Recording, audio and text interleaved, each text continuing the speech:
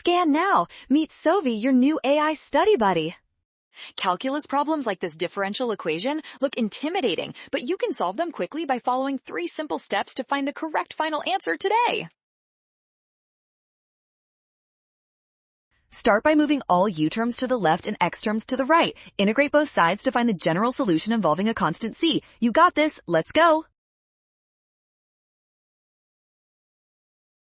Plug in the initial condition f of 0 equals 2. This allows us to isolate the constant c, which turns out to be the natural log of 3. Boom, done.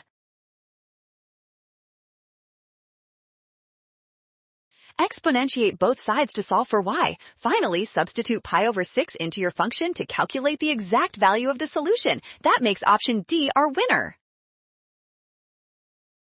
Nailed it! Scan the code. You can learn better with Sovi. Don't drop constant c or make sign errors. Always use initial values to isolate y.